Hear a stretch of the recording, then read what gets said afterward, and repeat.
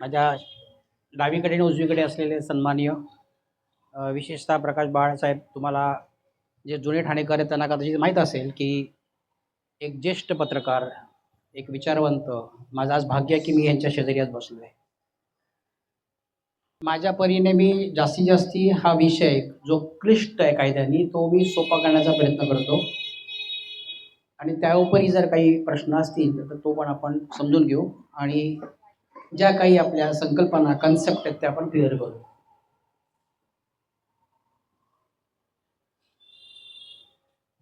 एक सत्य घटना इथून आपण सुरुवात करू. नीट आहे का? एक बाई नाशिकवरून निघते, ठाण्यात येते, आईला रिक्षात घालते आणि सब रजिस्ट्रारच्या ऑफिसमध्ये जाऊन एक डॉक्युमेंटवर तिला सांगते तू सही कर आणि ते डॉक्युमेंट रजिस्टर होतं. लक्षात आलं? एक बाई नाशिकवरून निघते, ठाण्यात येते, आईला रिक्षात घालते, सब रजिस्ट्रारच्या ऑफिसला जाते, आईला सांगते इथे सही कर आणि ते डॉक्युमेंट रजिस्टर होतं. हा झाला पहिला भाग. आता ह्याचा उलगडा आपण नंतर बघू. ऑफिसमध्ये माझ्या एक सद्गृहस्थ आणि त्यांचा मुलगा माझ्याकडे आले आणि म्हणाले की माझ्या आईला बिल करायचं आहे. तर मी म्हटलं मग आई कुठे आहे? म्हणे आई घरी आहे. तर म्हटलं मग तुमचं काम काय? आईला पाठवा. आई जर व्यवस्थित असेल, धडधाकट असेल, बेडरिडन नसेल, चालता येत असेल तर तिने येणं आवश्यक आहे. ती तशी आहे का? म्हणे हो. म्हटलं मग आईला पाठवा, तुमची गरज नाही. म्हणाले की हरकत नाही, ठीक आहे. मग त्याप्रमाणे दुसऱ्या दिवशी ते आईला घेऊन आले. ते आईला घेऊन आल्यानंतर मी त्यांना म्हटलं तुम्ही बाहेरच्या खोलीत बसायचं, मला तुमच्या आईशी 1 to 1 संवाद करायचा आहे. कारण आईला विल करायचं आहे, आईची इच्छा काय आहे हे तिच्यात आणि माझ्यामध्ये सिक्रेट आहे, कॉन्फिडेन्शियल आहे. तुम्ही बाहेर बसायचं. त्याप्रमाणे ते दोघं बाहेर बसले. मग आई त्या आजी होत्या, त्यांना म्हटलं आजी अतिशय तुम्ही रिलॅक्स राहा, 1 मिनिटासाठी विसरून जा की तुम्ही एका वकिलाच्या ऑफिसमध्ये आहात. तुमची काय कल्पना आहे बिल बाबतीत, काय तुमचे प्रश्न आहेत आपण ते समजून घेऊ. बोला काय तुम्हाला सांगायचं आहे. मग आजीबाई बोलायला लागल्या. मग अशी जी स्टोरी मी सुरू केली तिथून, माझी मुलगी नाशिकवरनं आली, मला रिक्षात घातलं, मला ऑफिसमध्ये कुठेतरी घेऊन गेलं, ते काय होतं मला माहिती नाही, माझी सही घेतली आणि ते डॉक्युमेंट रजिस्टर झालं. आणि मग नंतर मला कळालं की ते माझं विल आहे जे तिने रेडीमेड बनवून आणलं होतं वकिलाकडून आणि त्याच्यावर तिने माझ्या सह्या घेतल्या. त्याच्यात काय लिहिलेलं आहे मला माहीत नाही. ठीक आहे? बरं. मग आजींना म्हटलं ठीक आहे, आता तुम्हाला काय नेमकी म्हणजे माझ्याकडनं काय अपेक्षा आहेत? म्हणे बाहेर जो बसलेला आहे त्यातला एक माझा मुलगा आहे आणि दुसरा आहे तो नातू आहे. आमची इथे ठाण्यामध्ये एक 2 मजली इमारत आहे, काही सेव्हिंग्स आहेत, दागदागिने आहेत, ही सगळी प्रॉपर्टी आहे आमची. तर माझ्या पश्चात मला त्याच्या बाबतीत काहीतरी मनात माझ्या काही कल्पना आहेत की त्याचं काय करावं. बरं म्हटलं मग तर म्हटलं तुम्हाला मुलं किती? ते म्हणाले हा बाहेर बसलेला मुलगा आणि ती नाशिकवरून आलेली मुलगी, दोघंच. मग म्हटलं आता मला एक सांगा की तुम्हाला जी काही प्रॉपर्टी तुमच्या नावावर आहे किंवा तुमची आहे तिची जी तुम्हाला विल्हेवाट लावायची म्हणजे तुमच्या नियोजन कसं करायचं ह्याच्या काही ठोस तुमच्या डोक्यात काही कल्पना आहेत का? तर म्हणाला आहेत. म्हटलं मग काय आहे ते सांगा. मग म्हणाले की मला या मुलाला द्यायचं आहे, काही गोष्टी माझ्या नातवाला द्यायच्या आहेत आणि मला मुलीला पण द्यायच्या आहेत. पण तिचं मी मुलीचं लग्न अतिशय थाटामाटात केलं होतं, खूप खर्च केला होता. मी तिला देणार आहे, पण त्यापेक्षा जास्ती माझी जी काही मिळकत आहे, माझी काही प्रॉपर्टी आहे, मला असं वाटतं की माझा मुलगा आणि माझ्या नातूला जास्ती दिलं पाहिजे, कारण ते अजूनही तसे सेटल्ड नाही, त्यांना गरज आहे. हा त्याच्या मागचा सगळा विचार. म्हटलं ठीक आहे, समजलं मला थोडक्यात. म्हटलं तुम्ही लिहू शकता का? तर म्हणे हो. म्हटलं मग एक काम करा, घरी जा आणि तुमचं सगळं आयुष्याचं जो काय चलचित्रपट आहे तो तुम्ही तुमच्या शब्दात तुमच्या भाषेत लिहा. म्हणजे मला कळलं नाही. म्हटलं मला सोपी गोष्ट आहे. तुमचा जन्म झाला, तुम्ही शाळेत कुठे होतात, तुम्हाला भाऊ बहिणी किती, तुमचं लग्न झालं, कोणाशी झालं, कधी झालं, लग्नानंतर तुम्ही कुठे आलात, तुमचे पती काय करायचे, नोकरी करायचे, व्यवसाय करायचे, बिझनेस करायचे, सोर्स ऑफ इन्कम काय होतं, प्रॉपर्टी पहिली कुठली घेतली, नंतर कुठली घेतली, हा जो काही सगळा तुमच्या आयुष्याचा जीवनपट आहे तो तुम्ही तुमच्या भाषेमध्ये जसं तुम्हाला आठवेल तसं तसं तुम्ही त्याच सिक्वेन्समध्ये लिहित जा. आणि म्हटलं हे सगळं झाल्यानंतर जी प्रॉपर्टी आहे त्या प्रॉपर्टीच्या संदर्भामध्ये तुम्हाला ज्या पद्धतीत त्याचं वाटप करायचं आहे ते एका वेगळ्या कागदावर लिहा. म्हणजे मग आपल्याला ते सोपं होईल. पाहिजे तुम्ही म्हणजे ड्राफ्ट कराल तर मला दाखवा, मी काय असेल तर मी तुम्हाला पुढे मार्गदर्शन करेन. मग त्याप्रमाणे त्या बाई घरी गेल्या. 3-4 दिवसानंतर त्या पुन्हा आल्या. त्यांनी एक ड्राफ्ट बनवला. माझ्या दृष्टीने 90% जवळजवळ त्याच्यामध्ये सगळं जे मला हवं होतं तसं सगळं ते झालं. त्याच्यात काही मी त्यांना सजेशन्स दिले त्याप्रमाणे तो फायनल झाला ड्राफ्ट. त्यांना म्हटलं आता तुम्ही एक काम करा, ही तुमची हाताने लिहिलेली स्क्रिप्ट मॅन्युस्क्रिप्ट जी आहे ती ही आणि अजून एक सेम टू सेम टाईप करू आपण कॉम्प्युटरवर, त्याची प्रिंटआउट घेऊ आणि मग आपण तुमच्या समोर म्हटलं 2 पर्याय आहेत कायद्याने. ही तुम्हाला विल रजिस्टर करायचं आहे का? कायद्यात कंपल्सरी रजिस्ट्रेशन नाही. नीट समजून घ्या. कायद्यामध्ये विल रजिस्ट्रेशन करायला पाहिजे असं नाही. विल रजिस्टर्ड नसलं तरी त्याची तेवढीच व्हॅल्यू, रजिस्टर्ड केले तरी तेवढीच व्हॅल्यू. त्यामुळे तुमच्या केसमध्ये थोडीशी पार्श्वभूमी वेगळी आहे. म्हणजे अशी की त्या तुमच्या मुलीने जे विल तुम्ही म्हणता रजिस्टर केलं त्याला आपल्याला डील करण्यासाठी हे तुम्ही आत्ता जे काय लिहिलेलं आहे हे रजिस्टर करणं आवश्यक आहे. कारण दोन्हीपैकी कुठे उद्या वाद झाला तर कुठलं, तर म्हणून हे बिल तुम्हाला आता कंपल्सरी रजिस्टर करणं भाग आहे. कारण आधी पार्श्वभूमी वेगळी होती म्हणून. आता हा इकडे चॅप्टर इकडे क्लोज झाला या बाईच्या संदर्भात. एक 2-3 वर्षानंतर मला त्यांचा मुलगा ऑफिसमध्ये आला, म्हणाला की सर हे घ्या पेढे. म्हटलं कशाबद्दल? म्हणजे तुम्ही जे मला गाईड केलं होतं माझ्या आईला त्याचं म्हणे पुढे असं झालं की माझी आई गेली, माझ्या बहिणीने कोर्टात दावा दाखल केला की ही जी सगळी मिळकत आहे ही सगळी तिच्या नावावर आईने लिहून दिलेली आहे असा तिने दावा क्लेम केला होता. मग तुम्ही जे सांगितलेलं होतं, ज्या पद्धतीने सांगितलं होतं आईला बिल करायला, ते बिल पुढे आलं कोर्टाच्या. आणि मग यातील नेमकं खरं कुठलं खोटं कुठे हा ज्यावेळेला मुद्दा आला त्यावेळेला विलचा जो काही निकष असतो जेन्युइन कुठलं आणि ज्याला आपण म्हणतो की दुसऱ्याच्या प्रभावाखाली अनड्यू इन्फ्लुएन्सनी म्हणा, फोर्सनी म्हणा किंवा फ्रॉडुलंटली म्हणा, फसवणूक करून ह्याच्यामध्ये ठरवायचं कसं कुठलं जेन्युइन. तर त्यावेळेला ही जी कसोटी लागली त्यावेळेला तुम्ही सांगितलेला जो मार्ग होता ते बिल टिकलं आणि ते फेटाळलं गेलं. म्हणजे मुलीने जे वकिलाकडून रेडीमेड आणलेलं जे होतं आणि संपूर्ण मिळकतीच्या नावावर करण्याचा त्याच्यामध्ये जो उल्लेख होता तो कोर्टाने फेटाळून लावला. आणि जे बिल आईने स्वतःच्या हाताने दिलेलं होतं ज्याच्यामध्ये तिची अख्खी सगळी लाईफ हिस्ट्री होती, ही लाईफ हिस्ट्री लिहिण्याचं कारण काय याच्या मागची तुम्ही आता नीट विचारासाठी समजून घ्या. विल कधी चॅलेंज होतं? ज्यावेळेला मगाशी मी तुम्हाला सांगितल्याप्रमाणे त्याच्यामध्ये खोट्या सह्या असतील किंवा कोणाच्या तरी दबावाखाली केलं, फोर्सनी केलं, तर अशा वेळेला ते विल हे जेन्युइन नाही असं होतं. पण आता हे सिद्ध कसं करणार? कारण ज्यांनी ते विल केलेलं असतं ती व्यक्ती तर वर गेलेली असते, तिथं काही साक्षी देण्यासाठी येणार नाही कोर्टापुढे की बाबा हे माझं खरं आहे की खोटं आहे म्हणून. मग अशा वेळेला ते document will speak for itself. ते जे विल आहे ते इतकं स्वयंस्पष्ट असेल, ती जी भाषा ओघवती भाषा, ते नॅचरल शब्द, ती मांडण्याची पद्धत, ह्यातून त्या बाईच्या किंवा त्या व्यक्तीच्या मनावर प्रेशर नव्हतं.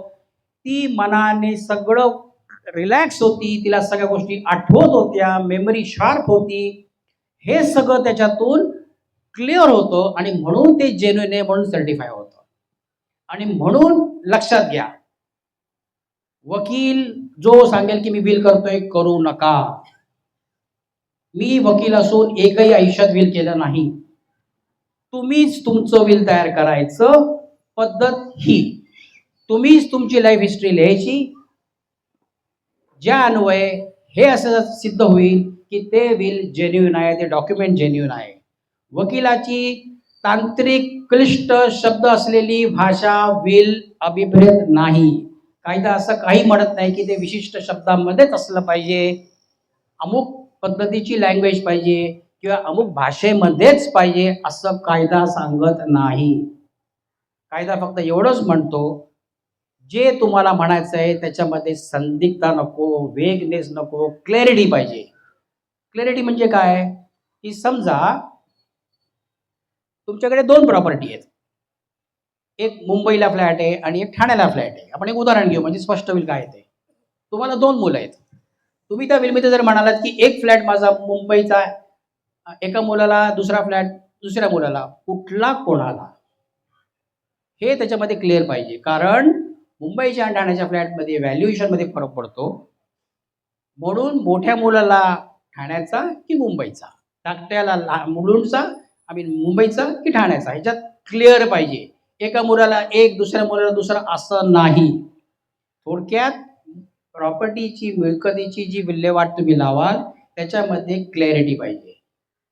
आता आपण एक स्टेप पुढे जाऊ. कोणासाठी विल करायचं, म्हणजे विल खरोखर गरज आहे का, हा पण एक प्रश्न महत्वाचा आहे. म्हणजे बघा असं आहे,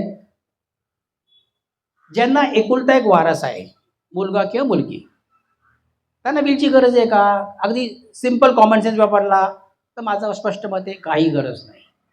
कारण तुमच्या पश्चात ती सगळी मिळकत त्याच्या किंवा तिच्या नावावर ऑटोमॅटिकली होणारच आहे. त्यासाठी विल कशाला पाहिजे? विलची गरज कुठे असेल, ज्यावेळेला एकापेक्षा जास्ती तुमचे मुलगा मुलगी अपत्य आहेत आणि तुम्हाला त्याच्यात डावं उजवं करायचं आहे, म्हणजे कमी जास्त, एखाद्याला जास्ती द्यायचं आहे, एखाद्याला कमी द्यायचं आहे.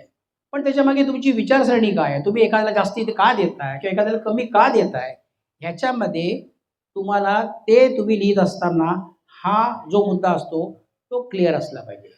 कमी देताय तर का देताय, त्याच्या मागची काय कारण आहेत हे तुम्हाला लिहायचं आहे.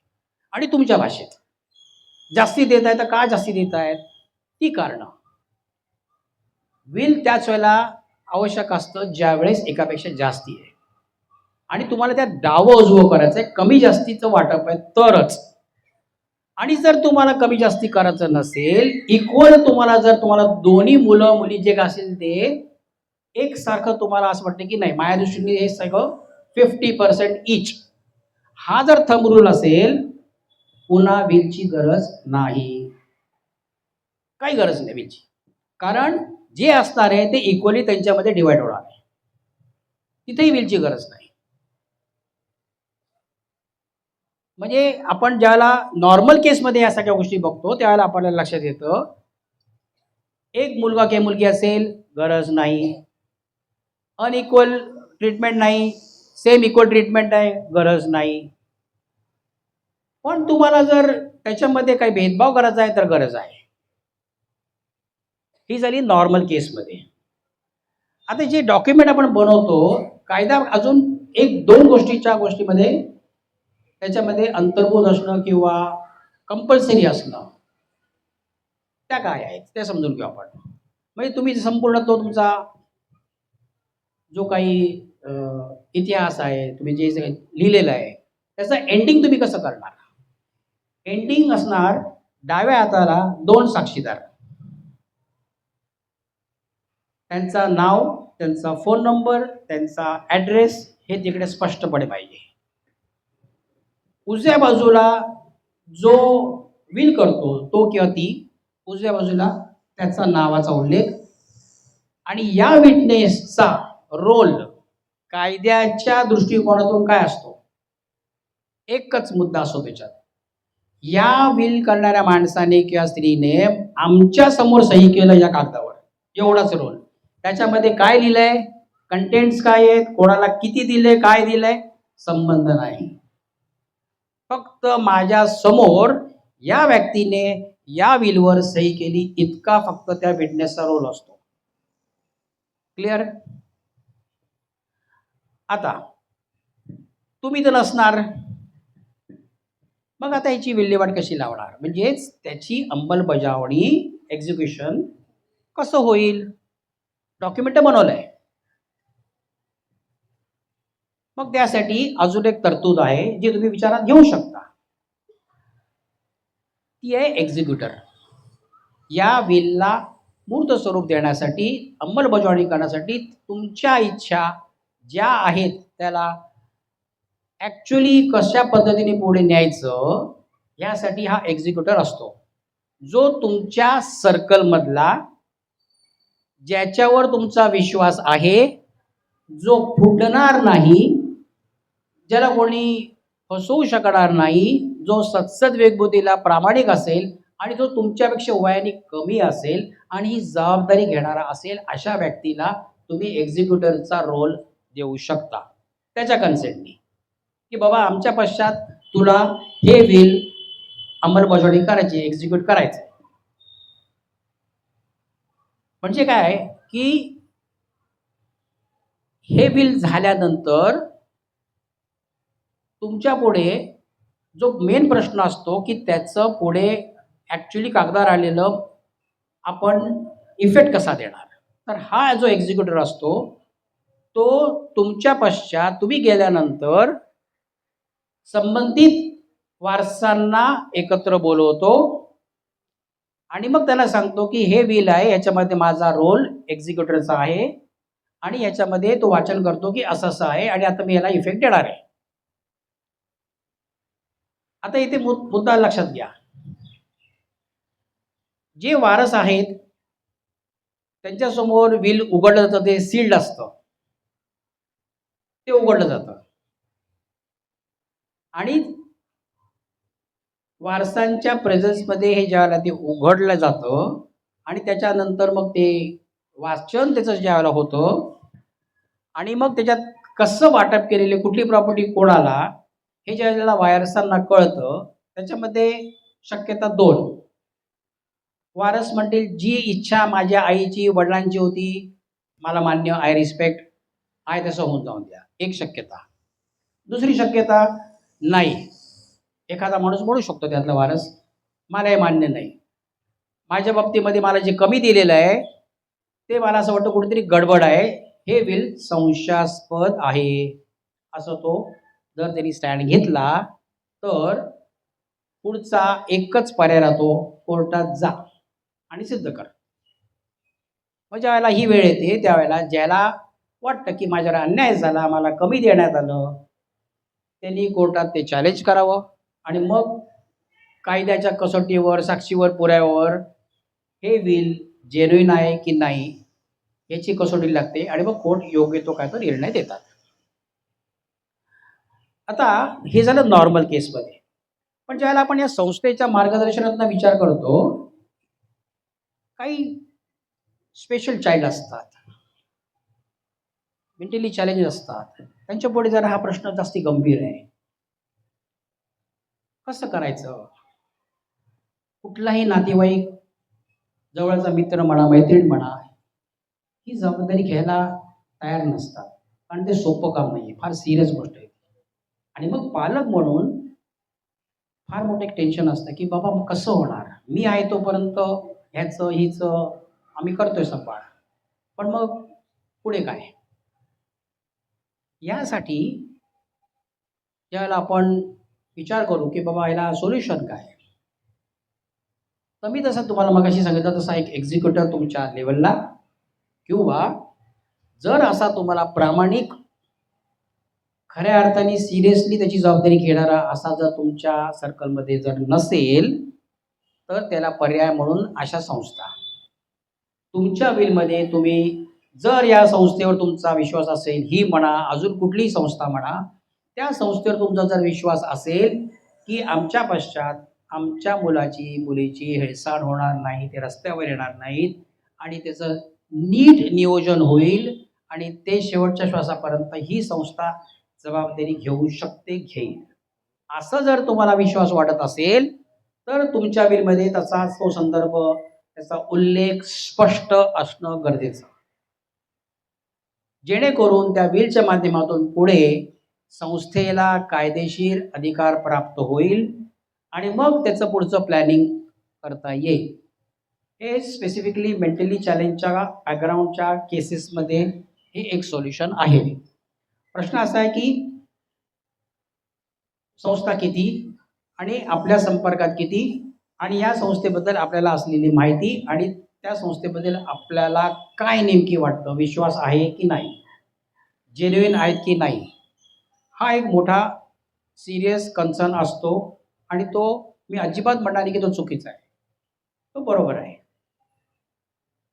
पण सोल्युशन हे असंच आहे, संस्थेच्या मार्गातून किंवा एखाद्या एक्झिक्युटिव्हच्या माध्यमातून त्या विलला आपण मूर्त स्वरूप देऊ शकतो.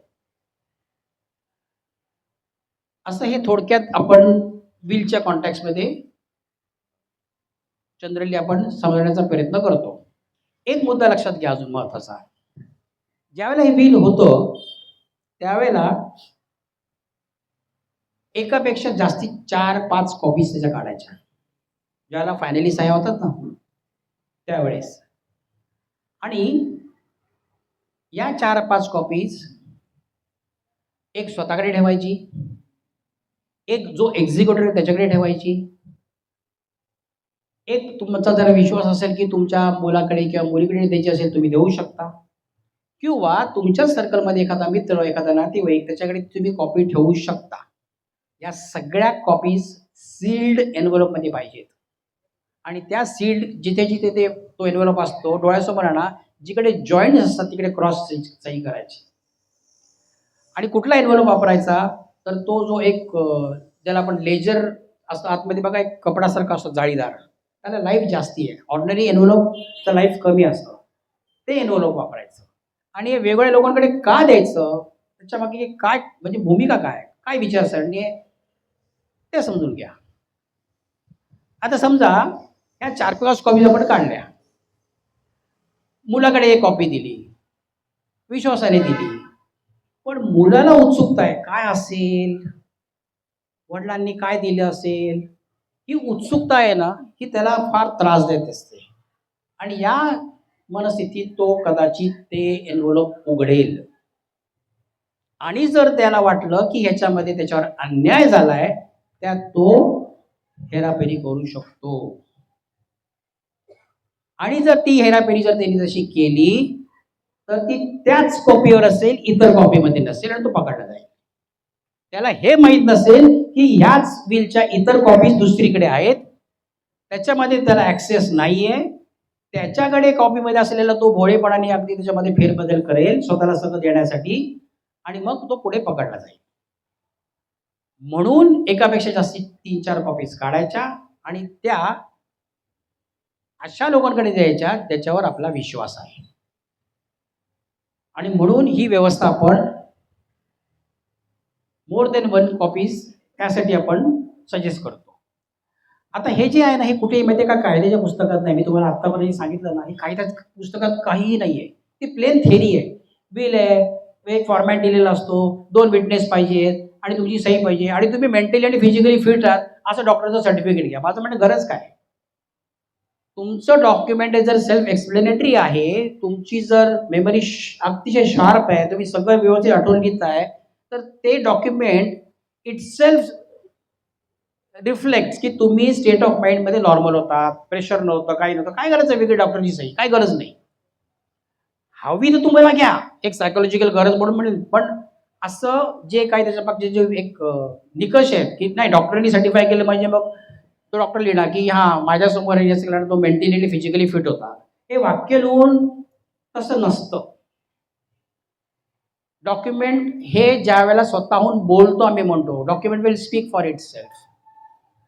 ते वाचल्यानंतरच कळतं की हो हे जेन्युइन आहे, डॉक्टरची सर्टिफिकेटची गरज नाही. आमच्या व्यवसायाच्या निमित्ताने जे जे वेगवेगळे खटले होतात कोर्टामध्ये, या खटल्यातून आम्हाला जे एक शहाणपण येतं, आमचा कॉमन सेन्स डेव्हलप होतो. वेगवेगळ्या प्रॉब्लेम्समुळे आणि त्यातून निघालेले सोल्युशन आहे. मी तुम्हाला हे जे आता सांगितलं, तुम्ही स्वतःहून विल करा, हे कायद्यात दिलेलं नाही होत. कायद्यात म्हटलेलं आहे वकिलाची मदत घ्या. काय गरज आहे? काही आवश्यकता नाही आहे. वकिलाकडे विल केलेलं उलट जास्ती डॅमेजिंग आहे. उगीच पैसे खर्च करू नका. कुठल्या वकिलाकडे जाऊ नका. जे आहे ते सोपट सुटसुटीत तुमच्या मनात काय ते फक्त तुम्ही कागदावर उतरवा आणि सिंपल याच्यामध्ये काही नाही. जे काही पथ्य आहे ती हीच प्रॉपर्टी वाटप करताना डाबा उजवा असेल त्याच्या मागची कारणमीमांसा काय, संदिग्ध ठेवू नका, एवढंच फक्त बघा, बाकी काही नाही. जास्ती त्याच्यामध्ये काही असं खूप प्रेशर आल्यासारखं असं ते डॉक्युमेंट त्या अर्थाने बघूच नका. मग तुम्हाला सगळं अगदी ते रिलॅक्स हलकं वाटेल की अरे हो काहीच नाही, उगीच मी पाहू केलं जायचं, काय काय गरज नाही एवढं हे करायची. इतकं ते साध्या सिंपल दृष्टिकोनातून तुम्ही जर त्याचं अनालिसिस केलं तुमच्या लक्षात येईल की विल ओके, समजलं, मी करू शकतो, मी करू शकते, याच्यामध्ये काही नाही आहे. वकिलाकडे जाऊन नुकसान करू नका. मी वकील असून तुम्हाला सांगतोय, मी एकही विल केलं नाही. मी फक्त त्यांना गाईडलाईन देतो, करतो आणि त्यांच्याकडनंच ते करून घेतो. कारण तेच शेवटी कायद्याच्या कसोटीवर चॅलेंज झालं तर टिकतं, इतर टिकत नाहीत. क्लिअर? आता